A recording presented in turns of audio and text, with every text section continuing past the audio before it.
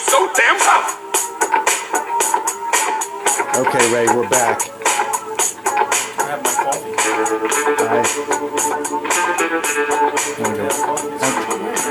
I'm gonna go to bed. Okay, well, let's see here. Breaking the action. How about the email GRC message of the week? You ready for this one? Yep. You don't know anything about this one at all. Go ahead. I'm ready.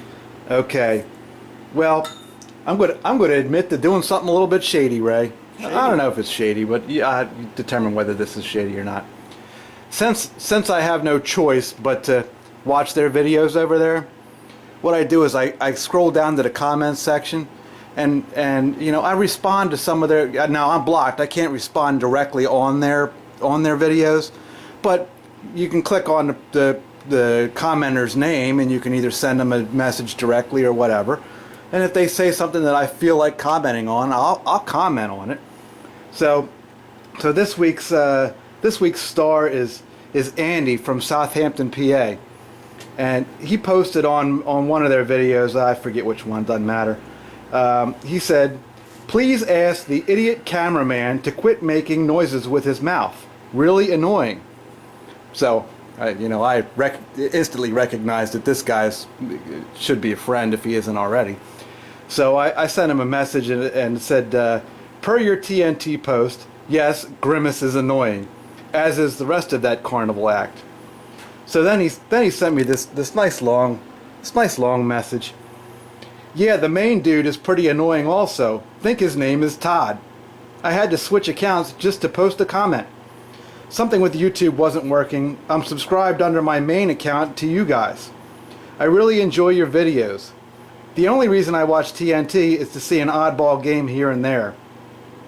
I'm newer to the hobby, so I'm no expert, but to me, I can't see his machines going out with any kind of quality.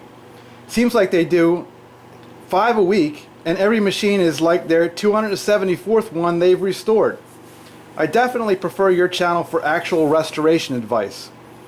I myself restore wooden boats. I've been doing that for about 22 years. Time out. You know what a boat is, Ray? Neat. It's a hole in the water you throw your money in. That's neat. Wooden boats are very rare. Wooden boats. He restores wooden boats. I've spent anywhere from 3 months to 2 years restoring some of these boats. So I'm a little more detail oriented.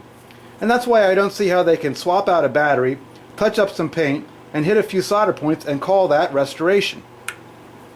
Long story short, I'm still on my first pin, but I'm really into this hobby. My full-time job had cut into boat time, and I wanted something on a little smaller scale to tinker with, and I used to enjoy these pins when I was a kid, so it's a perfect fit. I really enjoy your videos, and if I can ever make it to your neck of the woods, I would love to check out your shop. Please keep up the good work. It's an inspiration for us newer guys, especially when it's quality high-end work that a person like myself can appreciate. Thanks again, Andy. That's nice. Well written. Yeah, he wrote a nice long note that, you know, was right in line with what pretty much anybody with half a brain thinks. Yeah, I imagine so. So, thanks, Andy. Shout out to Andy from me. Shout out to Andy. Yeah, I got a kick out of it. I got a kick out of that. It wasn't funny. It was just it was just real. Yeah. Okay. I would say that's a good description. Ray, I get 5 of these messages a day. Really? Yeah. Okay, well. Where you at? Multimeter. Uh-huh. I guess we were going to show people how to We did a diode. measure amperage. Oh, you were all excited about amperage, and you were showing me Not this. really. It's a good diagnostic You were function of a meter. you were showing me this. Well, that is just. Well, show it. That is just. I wasn't. You were showing me when the camera was off, and I was totally not interested. Well, there's a couple ways to measure amperage. This is an RMS meter for amperage. It's inductive, which is what this is. Inductive. What does that mean? Yeah, well, that means it has a circular. I guess you could call it a ferrous metal connection here, and when you put something in the center of it, it will actually just one conductor. You can't measure amperage on two conductors. Okay. It's not across the current. Uh-oh. It's along with the current. Either pole, by the way, if you're measuring DC or AC current, you can either choose one leg or the other of it. It doesn't matter. The current goes the same way through both.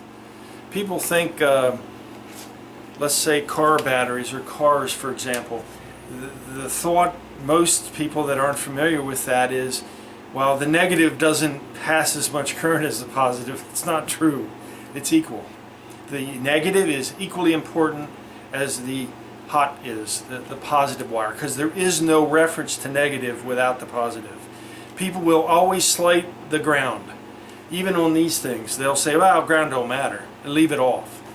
Plug-ins, this and that, it's equally as important as the other conductors. In an AC situation, ground is important for safety. That's all its function is. In a DC environment, ground is really not ground, it's the other end of the conductor that makes the voltage complete. AC is different because DC is 2-wire, AC is 3-wire. But anyway, that's what this does. This device will tell you what a machine is drawing in current. Okay. So when you're putting these in your house, and you have several of these on a 15 amp outlet, you're wondering why your breaker trips or they don't work right, this will show you why. You've got too many on it. Okay. All right. Show us your gadget. It's an advanced tool. Most people don't need this and don't want it. If you have a problem, you should call an electrician. This is several $100s worth of tool. First off, it's generally for HVAC use. What it does is it measures current, amperage. Okay. It's inductive, so you don't have to. This will do the same thing, by the way, only it won't measure inrush. You have to just visually see this. You have to catch it as it's going when you start it. Inrush is the amount of current it takes to start one up. Okay. It's different. Surge. It's a surge. Yeah, inrush. Yeah. It's different when it levels off and it's already powered. Kind of like what we were talking about with fuses, with the slow blows. Yeah. Where the slow blow will allow an inrush, whereas a regular AGC fast trip fuse, fast fuse will not. Inrush will trip a fast fuse. So you must have the rating right, and that's usually done by the manufacturer. They recommend. They do change ratings though. A lot of people throw away the little addendums that come with service manuals that say that, especially in power supplies. Some solenoid ratings of fuses were changed over the years in some of these games. You know, from 2.5 amps to 3. Yeah, and differences in the other areas, but. This meter will do the same thing measuring amps as this, only this is not inductive. You have to actually go in circuit, in line. Insert it in line on one of the legs, not across the legs. You don't use this like you use it measuring voltage.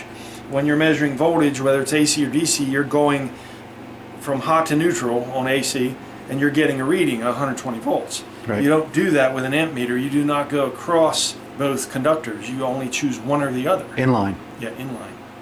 This can do amperage, but you have to break the line, whichever one, and then go across it. Easiest thing to do with this is to go across a fuse that's not there, or a blown fuse. Pull the fuse. Yeah, find out what current is going across that circuit. Okay. On a board. We'll do that in a minute, but show us your fancy gadget real quick. All right. You don't need the leads on it. This also measures current, voltage. You don't need the leads to do the amperage measurement, but you would set it to AC amperage, which is what this is, AC. It'll also measure DC volts, and this is volts AC. Anyway, you would put this on inrush. And what this does is, this will tell you, Yes. I wrecked this cord because I don't like it. And we're going to cut it off. I don't like how somebody did this. I don't like bare wires, and I don't like the fact that the strands are almost coming across both conductors. I don't like it. And this is an international cord, by the way. That's why it is so thin. So the vinyl is thick. Inside, the conductors are less, because internationally at 240 volts you don't need the less amps. Yeah, less amps, a lot less amps. draw. So you don't need the conductor size. Time out. International machine to domestic main fuse. Yeah, it's 5 amps for 240 international and 8 amps for American. Okay. Your ground is here, of course. Now, international... We'll need to check that because it's probably wrong on this machine. Yeah. International line cords are always designated by their colors. They don't use what we use over here. Over here, AC is always... 120 volt AC is always black, hot, neutral, white, green ground. Now, when you get into 240 over here, you can inject different colors. But for AC purposes, 120 here, you've got black and white. Overseas, they use different colors. It's 240 overseas, of course, but they use blue and brown, and they kept green as a standard. But that's what they do. That's how you can tell an overseas cord, because of the color differences. You choose one conductor, and you would put your amp meter across it. You set your inrush. If you don't push inrush, then you have to look at this very close as you turn it on. And this being digital, it won't... It'll happen so fast you won't see it. Yeah, or it won't even have a chance to display. So that's what you want to do. You're actually going to freeze it at the maximum height of its draw. So let's see what this takes when it starts up. Are you ready? Yeah, do it. My guess is 3 something. 3.7. Almost 4 amps to start this machine. Now once it starts, it'll hold that for you, because it's right to you reference it. This is what it's running on. Running at 1.3. That's correct. Just in the trap idle. mode. That's right. With LEDs, no less. Right. Now, if you were playing this game, this might settle into 2 amps, maybe 2.5 multi-ball. So if you have 5 of these games, on a 15 amp breaker, at 2.5 amps, 3 amps, then you're going to trip the breaker. Especially, you're going to trip the breaker if you put 5 of these on a bar and turn them all on at once, and they're drawing 4 amps. Oh yeah, you click the on the bar. It'll click the breaker immediately. So that's why you're going to have a problem. It's not the device. Because they're all going to say, hey, 3.7. Yeah, 3.7 right away. And that breaker is going to say, I'm not... I don't like this. I don't want it. It'll shut off. And most house current outlets are 15 amp. Very seldom do you see 20 amp house current, outlets. Now that is a 20 amp outlet. You can tell by the little cross on the left prong. There's a little horizontal. Oh. That's a 20 amp outlet. That means that's a 20 amp. That means that is a... Well, let's be real here, Ray. Depends on who installed it. Well, we had an electrician do it, so I know it's right. Yeah, in this case. Right. Yeah, but generally speaking, just because you see that, I wouldn't trust it. The difference in the wire behind the wall is 14 gauge is 15 amp wire. Okay, 12 gauge is 20 amp wire. Ah.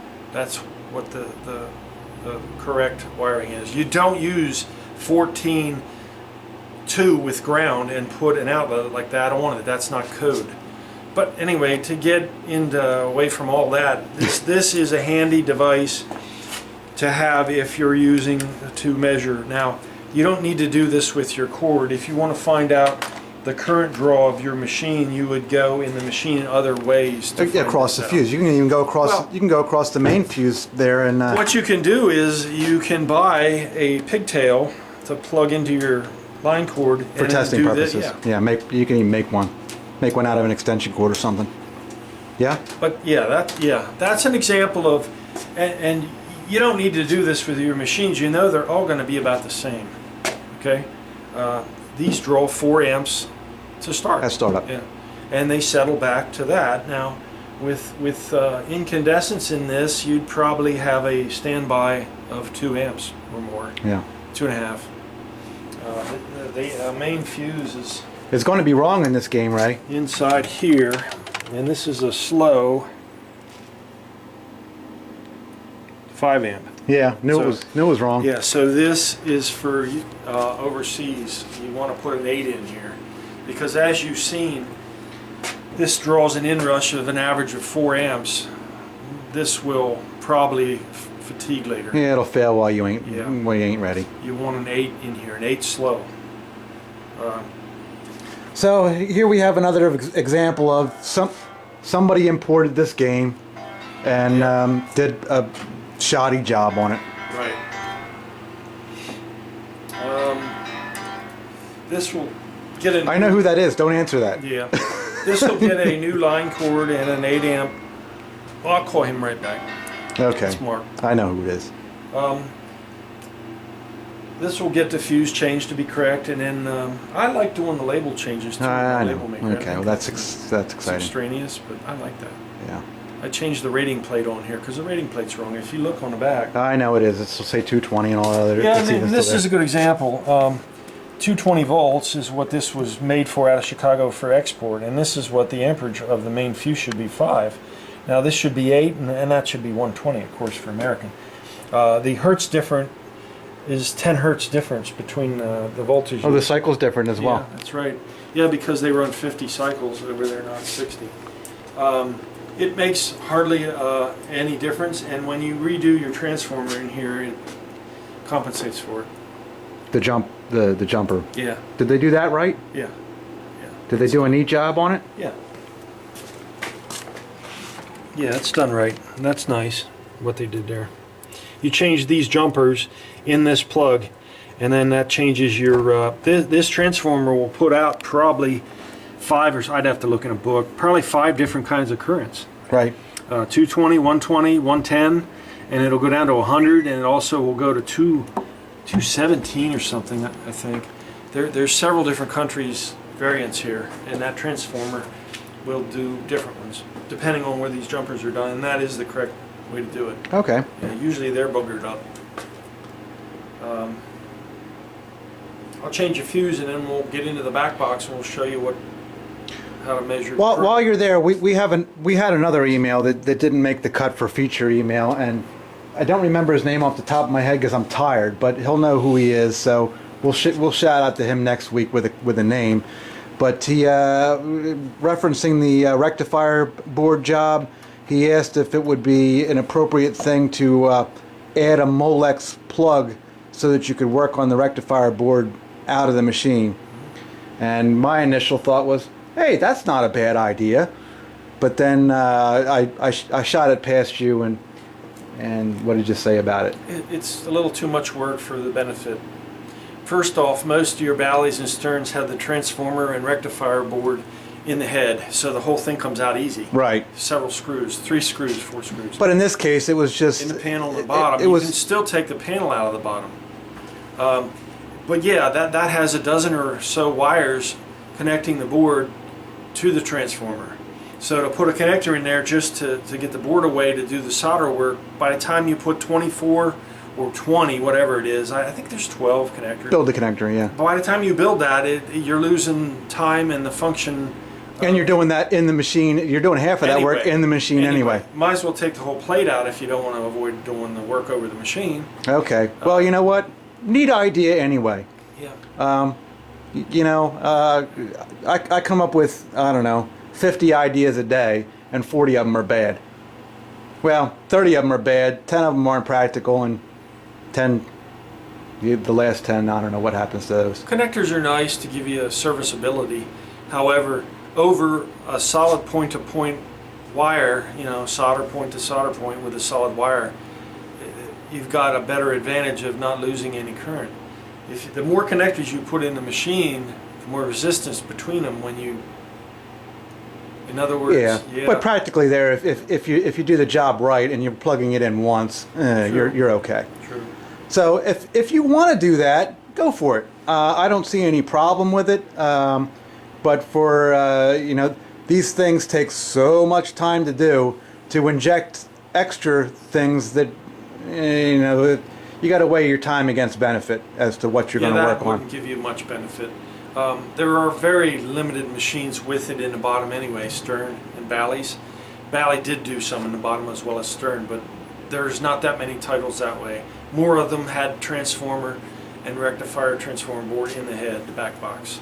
There was more that way than down below. So, and you can take that whole assembly out and do it, you know, but I wouldn't go doing the connector. Like. Okay, Ray. Well, you're going to show them amperage, and I guess you took that fuse out. So let's break. I'm going to grab an 8 amp fuse, and we'll resume in a second. Start back where you just were. This is not with this meter. You have to buy this separate. Okay. Well, then. And this good. one's made by these people, which is not Fluke. But this is neat, and I had to have it. I like tools. Plug this into the wall. Yeah, yeah. And then you've got your split here, and it's for 120 only. And then you plug your device in here, and you can go either off one of these ends and get your reading. You can amplify it. I mean, I would go in the 1 times. So if you're doing a big device like an air conditioner, you want to use it here, but the times 1 is where you want to clamp, and you clamp it on either end. What they're doing is here is just splitting the, you know, well, instead of cutting your wire up like you did there. Yeah. Yeah. Well, I did this because I don't care about this cord. Yeah. And this could have been. I could have left this alone and used this. Plugged it in. I forgot I had it. To tell the truth. But yeah, just plug it into the wall. You can get one of these and use it along with an inductive meter. Okay. Yeah. Very cool. And this is a handy tool, cheap, you know. And you can also, it has ports here for voltage, you know, and put your meter probes in here. Oh, so you can probe or induct there. Yeah, yeah, it's neat. Right. Yeah. I like it. I like tools, unique stuff. Most of these WPC pinballs have 5 usable general illumination circuits controlled through the triax here. Some pinballs use 4, most use 5 though. Okay. You know, 2 in the back box and the 3 in the playfield. Right. Some playfields only use 2. Most of them, they use all 5. Somebody took a black knight and put LEDs in it, and then they put 4 fuses. They put 4 fuses. I don't know. That's puzzling. That's extraneous extra work for no reason. I'm confused. Neat thought. You saw it. Trying to do advanced electronic stuff with no understanding of Yeah, what that you're was doing. that was really tremendous. I don't know what that was. All right. First off, if you pull a fuse, you'll... Okay, you killed a line of. Yeah, that's a GI line here. Okay. A very small one, but Yeah. I guess the bigger one is there. Whatever. Let's see which one it is. That the bigger one? No, that was. I don't know what that is. That's another GI, probably in the playfield. Could possibly be not used. In this game, maybe not. Didn't have a lot of GI. Yeah, this game does not have a lot of GI. You remember? You were commenting on that. Here, you lost. I don't know. You lost. I don't think you lost. Oh, there you go. Yeah, I wanted to show the bigger one. Okay, you lost the string. Yeah. That's this one here. So now across the open, you'll be able to measure current, which is here, AC current. Now you have to change your meter probe. Bad thing if you don't change your meter probe. From voltage to amperage. Yeah. Okay. Anyway, you got your common stays, and you move your red to amperage, which is solely what that terminal is used for. Now keep in mind, meters are fused at this point between here and here, because you're going across a circuit and you're actually supplying the connection. So you're using this meter to complete a circuit. If you have an unhealthy circuit that's blowing fuses, keep in mind your meter's fused. Don't stay on it. Don't blow up your meter. Yeah, if it goes to OL, get off, because you're over 10 amps. You'll blow the meter fuse up. The meter fuses are expensive. In this particular meter, they're $11 a piece. Don't blow up your fuses. Right. On that. What you want to do is you want to put a probe on, and you want to watch what that's drawing and get off of it if it's too high. Now you'll see the back box light up.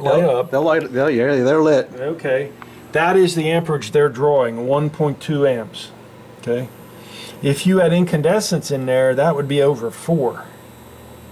That's how much of an energy gain you're benefiting here. Neat. So now this is a demonstration of how to troubleshoot a circuit. If you had this circuit blow in a fuse, that fuse, you wouldn't just put another fuse in and say, well, let's see if it works now. You Yeah. have to find out what's wrong. And if you test that there and you're seeing 7 amps or something Not like good. that, Find out what's wrong. you've got a little strand of wire shorting somewhere. Go yep. find it. Yep, go find it. First, you have to understand what you're measuring, and you have to understand what the circuit is. You got to do some memory searching. You got to do some. You got to have experience. These with incandescents, which is what they were manufactured with, I've done reading studies on them, and depending on the circuit, you know, like this one here is relatively small. This is a bigger GI string here. They generally tended to balance them out, but you know, I mean, they did what Yeah, they did. didn't care. This will probably be drawing half of an amp compared to this, but with incandescents, I did some measuring and averaging different machines, and they're generally 4 amps. The fuse is a 5 amp slow fuse, so they're actually almost to the end of this, which is why these things trip for no reason at all, because they're maxing these out. Yeah, you don't want to put a bigger fuse in to stop the annoying fuse blowing, because you'll melt wiring. You'll burn the triac out. You'll destroy some other things, generally a connector, because these are not made to pull that kind of amperage, which is why these burn. Yeah, it's poor design to begin with. They went to black housings, which take more heat. When an electronic item gets hot, the resistance goes up, which is bad, because now the item wants to draw more current, so it gets hotter. Yeah, it gets hotter. It just feeds itself, destroys itself. Electronics likes to stay cool. When they designed this stuff, these white connectors were not made to pull 5 amps through, 4 amps through. So they went to black on the newer WPC 95 games. That still wasn't an answer. They still pulled too much current through them. They still burn up. Only they're black, and they're still burn up. The object is to get the load off of this connector, which is supplying your AC. If you unplug this, you're going to lose all of your... That's the whole GI circuit. Yeah, that's right. This, J115. These burn up, and either this or this... The other end of it. These are back box, insert, whatever you want to call it, and this is playfield. These can be swapped because they're cascaded. Yeah, they're the same. Yeah. So that's an understanding of a common failure on one of these games. If you have another fuse blowing, you can do this testing methodology the same way. Let's test a flipper circuit. A flipper circuit? Yeah, coil.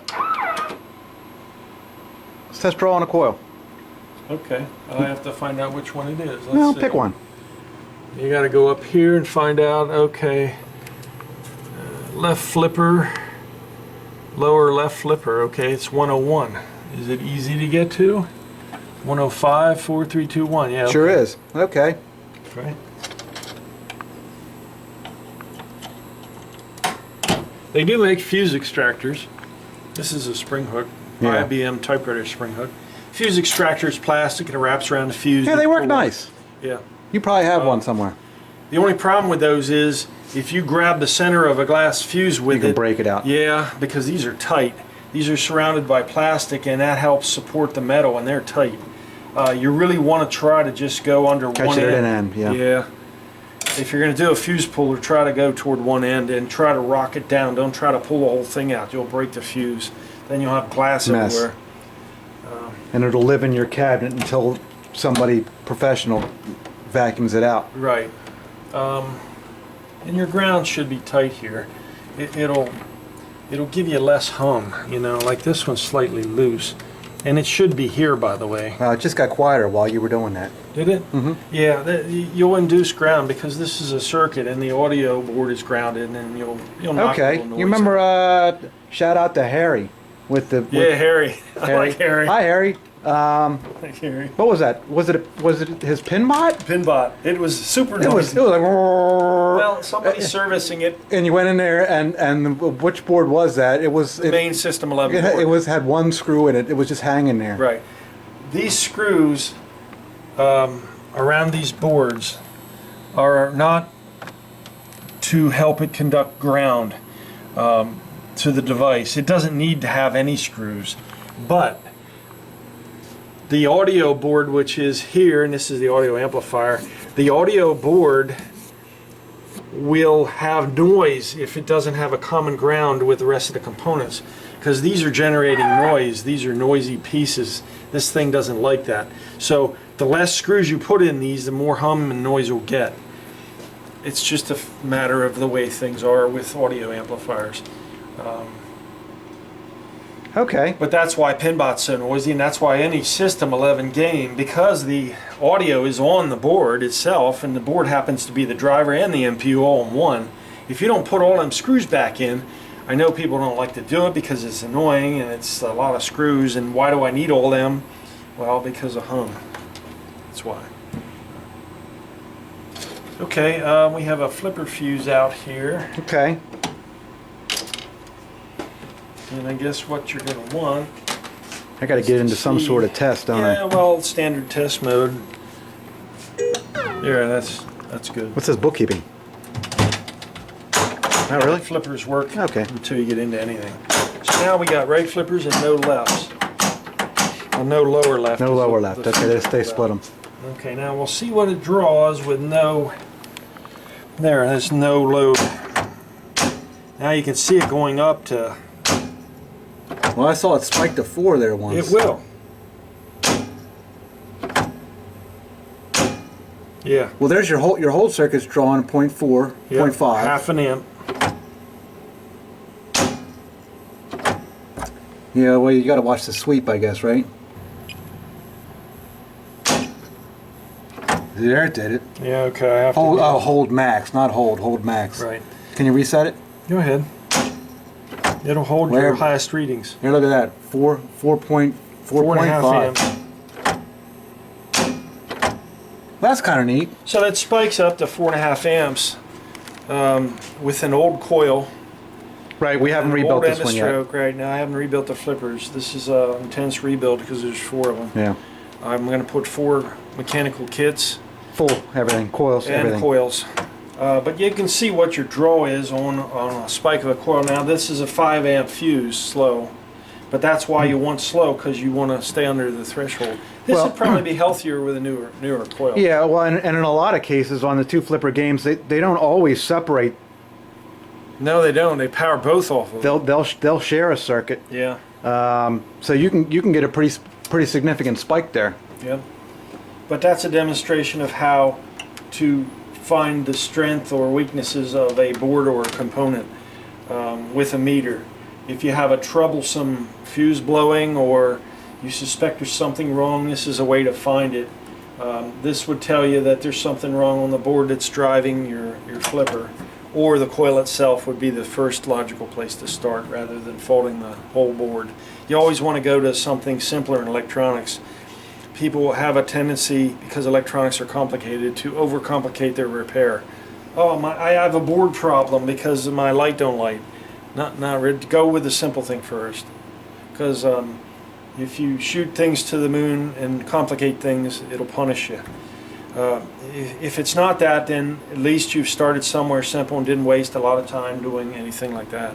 But this is a common use of a meter in coin-op, to use it as an amperage, to find the health of a circuit, find out why a fuse is blowing, troubleshoot. You can use this to play the game and then find out if you get a spike. Yeah, and you can also do relative, test all 4 flipper circuits, and if you see one that's reading 3 times Coil. higher, then you know where to look. The coil's not healthy, yeah. So that's neat. So that's common sense use of a meter in these machines. There are other uses in meters that don't apply to this stuff, and they wouldn't be required, like millivoltage. Yeah. This is for computer board repair stuff. You can use the capacitor function of this, and also we didn't go into hertz. You could find out what cycles the thing's running at. You use your yellow lead to go to AC hertz.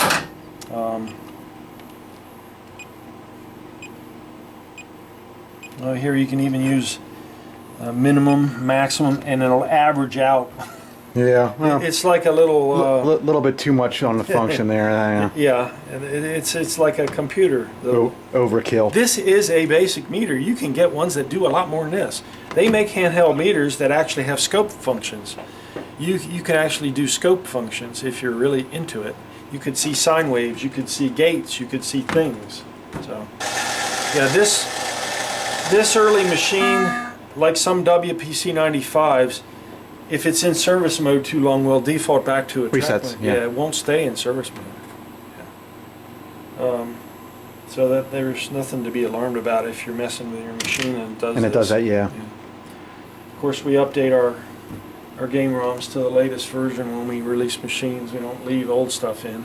This thing had a couple problems, like we filmed yesterday. It had the jumper, 0 jumpers here. I don't really care much for that. This way, you put this in and you can change country functions. But besides leaving the old jumpers and just making them red, I like that. That's a neat upgrade. Yeah. And while you're in here doing it, because this was set for a foreign country, Guilders, wherever that was. Yeah, whoever imported it, they just ignored everything, didn't they? They put the jumper in to make it work. Yeah. And on the transform, you call that a jumper? The transformer setting. Jumper, yeah. And that's it. Yeah, there's 2 jumpers. That's what that they make, did. Yeah, 2 jumpers that make it what it is. And for God's sake, they certainly did not clean it. My God, was this thing dirty. Okay. Anything else with the multimeter that you use regularly in pinball diagnostics? No. Because again, your diode, your ohms. That has a continuity beep here. Well, sure, continuity test is. The amperage and voltage, no, those are the basic functions. I mean, if you're going to get into a board level repair, you can use the capacitor check here. You wouldn't need that to do. But we talked about that a few tech tips ago. Normally, you can't test the cap in circuit anyway. Normally. So by the time you're testing it, you might as well just replace it. Right. So you don't test caps, Ray. You look at it. If it's old, you replace it. Sometimes curiosity tells me I want to see what it looks like when it fails, because I want to understand how they work by how they fail. And I found out it doesn't really matter. You can have a cap that's not healthy and fail in 3 different ways. It could either open, short, or devalue. The value of it could be off, or it could open and you have nothing, or it could short and you have short. So really, big deal. It goes back to if in the amount of time it takes you to test it. What it does is it goes back to a basic knowledge of component failure, which tells you that the general shelf life of electrolytics is no more than 5 years, 10 years at the most. Anything older than 10 years, if it's still working, that's nice. But electrolytics will fail after 10 years because they're paper discs with a coating of chemical on it, whatever they choose to use, depending on what year they're made. That's why caps are getting smaller, because they have better coatings, better chemicals. But they're all if you cut one apart, take it apart, all it is a layer of a bunch of discs, paper discs, cardboard disc with chemicals on that actually are electrolytic in capacity. They hold a charge. That's all they are. They're a mechanical device. They're one of the very few devices in semiconductors that are actually mechanical, the way they work. Huh.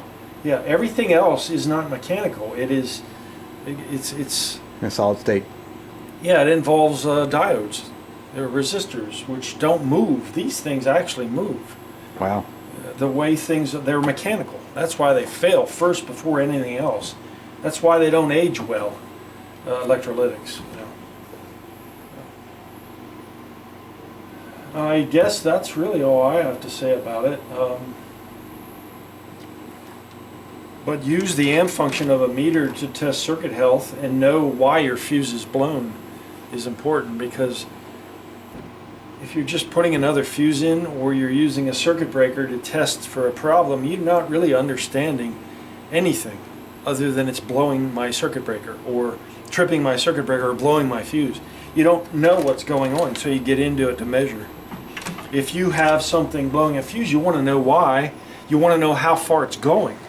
You know, if you have a flipper solenoid problem and your rating here across the fuse, your amperage draw is out of proportion, then you want to know why, and you replace your coil and check it again. Yeah, and you want to know, are you just a little bit over, or are you a lot Way over? over. Because, you know, a lot of times, again, back to the design of these things, there wasn't a whole lot of thought. Well, there was a whole lot of thought, but on any specific issue, there wasn't a whole lot of thought at the design table. Like you said, they would update, they would be a 2.5 amp fuse, and they would change their mind and say, oh, put a 3 in there. And then you find that we've got a T2 or something, and we're putting a hotter coil in there, and we may be pushing over the threshold of something that they under designed to begin with, and you may want to go to a 3. I don't know. You following me, Ray? Yeah, if you're really into the maintenance and you're curious about electronics and you want to check what you have, I would suggest pulling every fuse out of the board, all of them. There's 5, 10, 15 fuses in this board. Pull them all out and make sure nobody's overrated them. I seen boards already where there was 20 amps everywhere. 20 amp fast blows everywhere. The guy just put 20 amps everywhere.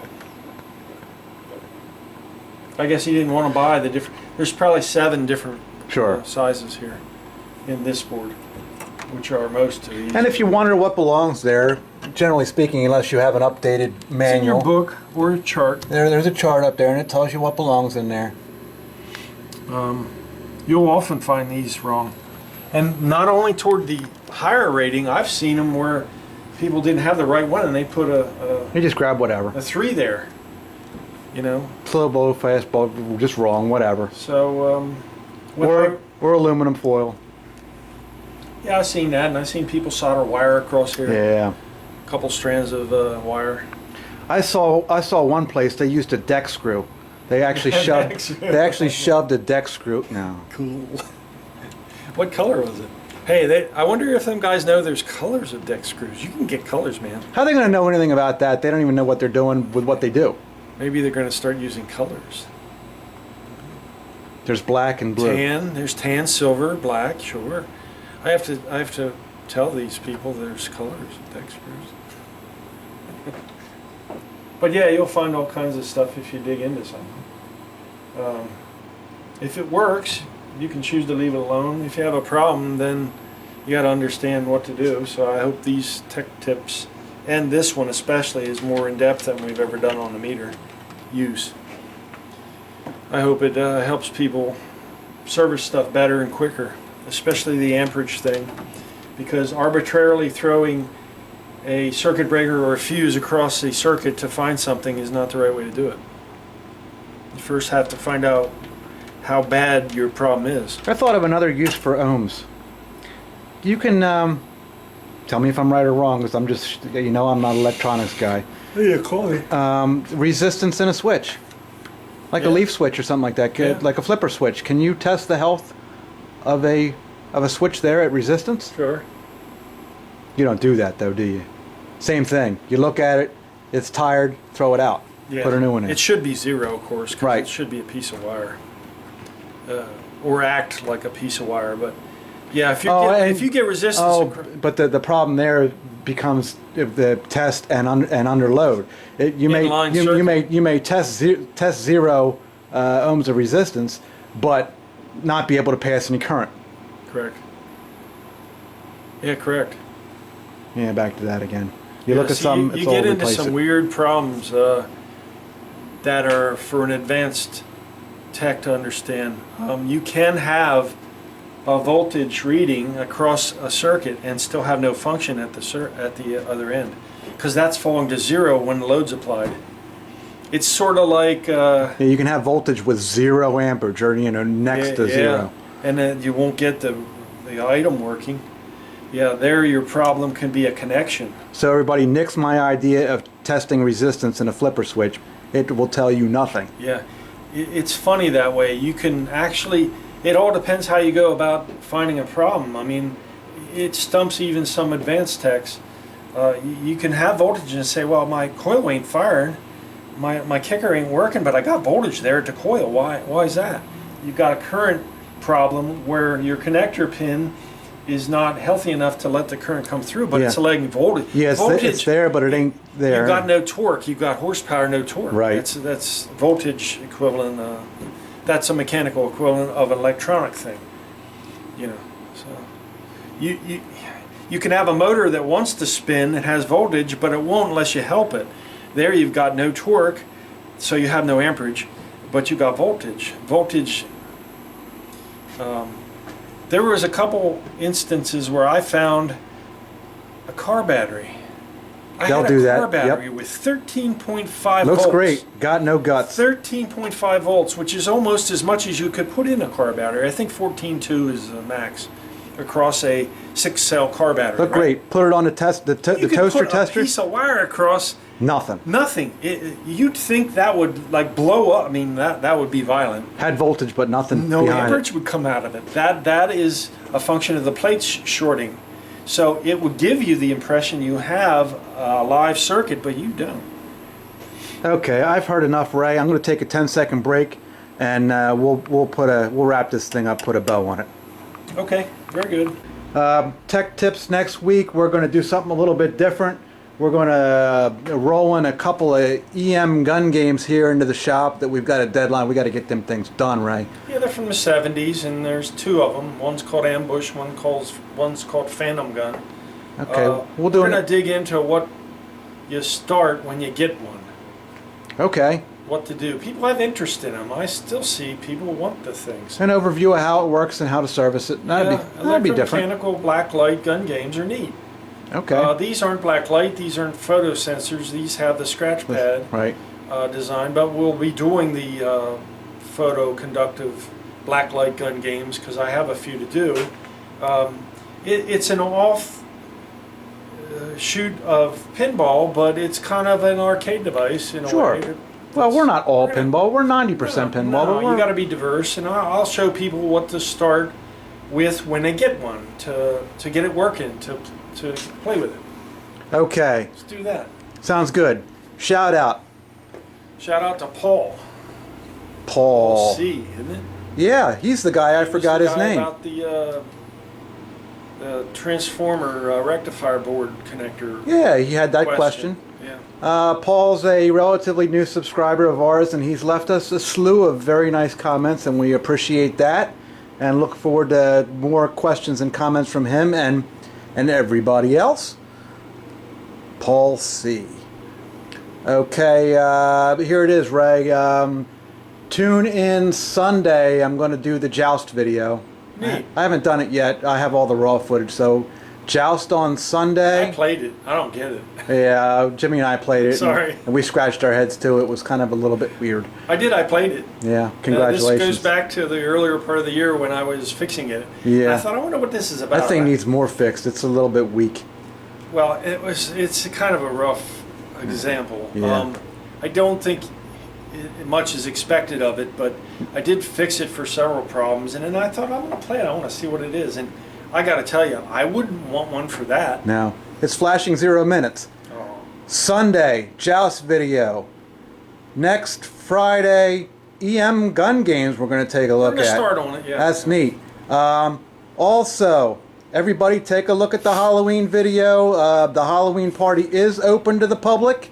But of course we would like you to RSVP so that we know you're coming, so that we can entertain you properly. Thanks for tuning in, everybody. We appreciate you a lot. We'll see you soon. Thank you. Stay tuned. Hi, we hope you've enjoyed this video. If you haven't already subscribed, what are you waiting for? Want to know what's coming next? Go like us on Facebook right now. You can keep up to date with all of us here at the shop and what we've been up to. Thank you for watching.